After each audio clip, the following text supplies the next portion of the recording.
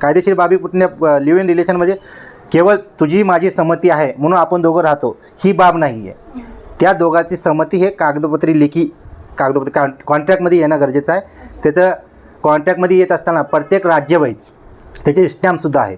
कोणी जर म्हणे 100च्या बॉन्डवरती करेल, कोणी म्हणे 200च्या बॉन्डवरती करेल, कोणी म्हणे कोऱ्या कागदावरती मी ॲग्रीमेंट करतो, ते सुद्धा कायद्यात बसवू शकत नाही आहे. कॉन्ट्रॅक्टचे पण काही नियम आहेत आणि त्याला विशेष राज्यामध्ये प्रत्येक राज्यामध्ये एक स्टॅम्प ठरवून दिलेला आहे. त्या स्टॅम्पवरती त्यांनी ते ॲग्रीमेंट करायचं असतं, नोटराईज करायचं असतं. नोटराईज करत असताना पण त्याला विटनेस लागतात.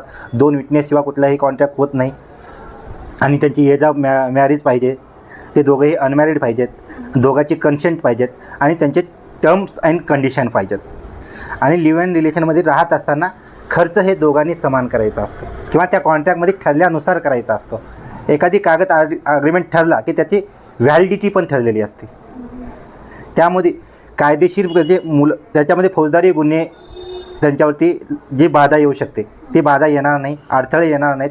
आणि लिव्ह इन रिलेशन राहण्यासाठी आता हल्ली शहरामध्ये बरेच जण राहायला जातात, निवासी जातात.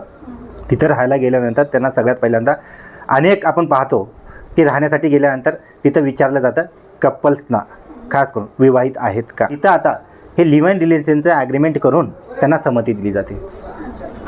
अशामुळे कायदेशीर बाबीसाठी हे येऊ नये, कुठले अडथळे येऊ नये म्हणून ही पूर्तता करणारं हे कॉन्ट्रॅक्ट आहे.